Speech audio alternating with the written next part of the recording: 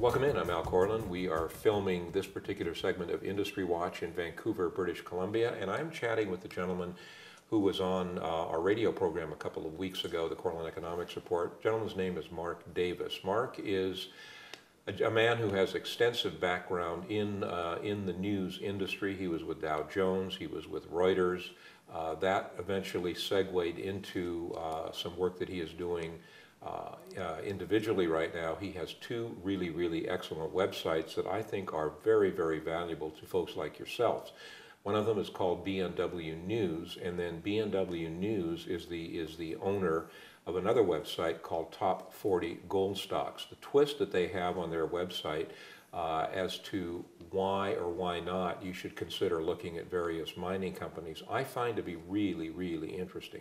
Mark, thanks for joining me. I appreciate it. It's a pleasure to be here.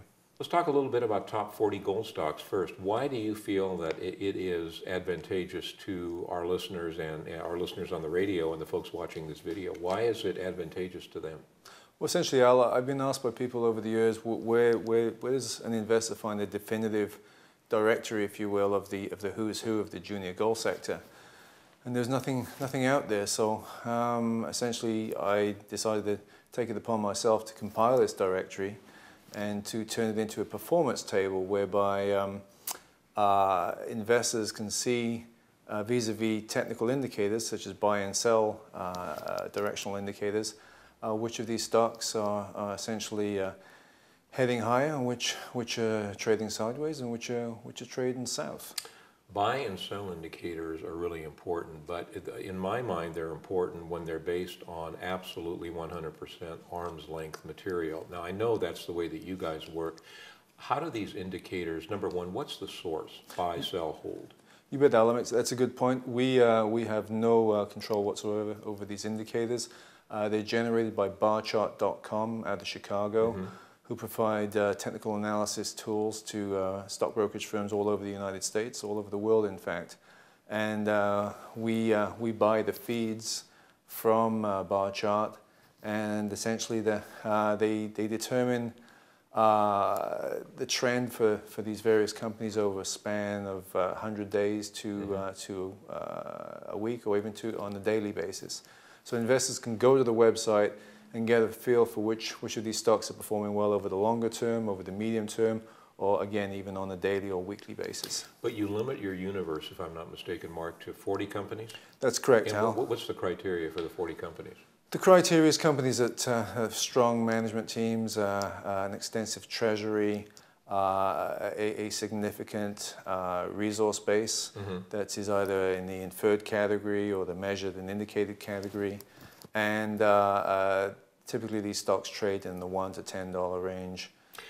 I would think in terms of buy and sell indicators that when you're talking about true penny stocks, you know, the companies that are trading somewhere from 10 cents to 30 cents, that those indicators probably are not quite as valuable as they are for the companies that are a little higher up the food chain. Am I correct there? Well, that is indeed the case. That the stocks that we track tend to be less volatile.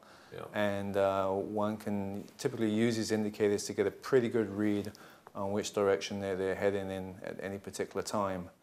And again, Barchart are the definitive generators of technical analysis for probably the whole of North America.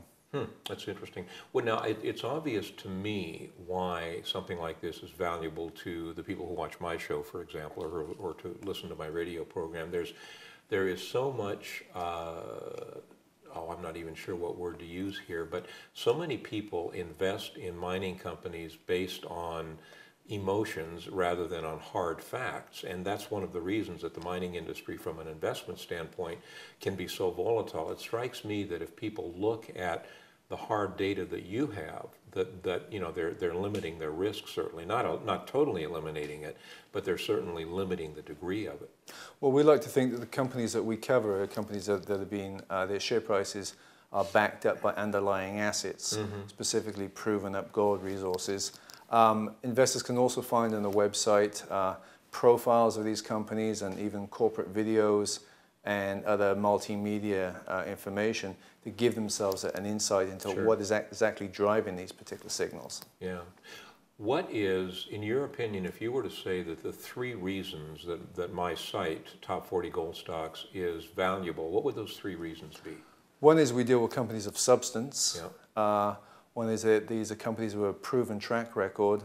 And finally, I'd say these are companies that are all are well on their way to becoming gold miners, or in the case of a handful of them, they already are in production. Mm-hmm. Well, I know one of the companies, and correct me if I'm wrong, but we have a mutual friend in Bruce Braganolo, Timmins Gold. Now, we shot video for Timmins about a year ago, just prior to them going into full production. That would strike me to be the kind of company that you would want to have on the site, somebody who's got plenty of capital, got plenty of expertise, and is actually in production. And indeed, they are one of the latest gold producers in the gold space. Right. I think they're the first company in the world to pour their inaugural gold bar at the price tag of over $1,000 an ounce. Isn't that interesting? And they have plenty of blue side potential for increased production and further discoveries. Interesting. Anything else you'd want to say to folks watching this? Al, I'd like to finally say that the website has lots of bells and whistles, if you will. There's plenty of content on the website, including mining news, and we generate our own news features about various topical issues in the gold sector.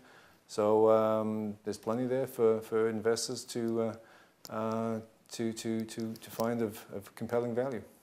We also, by the way, have a link on our home page, and you all know what that is, to their site also. I think it's one you should take a look at. I don't think there's any question about it. It is a site that's offered for investors. There's no charge to use it, etc. And I've got to tell you, when I was introduced to the site just a few weeks back, I was very, very impressed, and I think it really merits attention. Hey, thanks, buddy. Thank you, Al.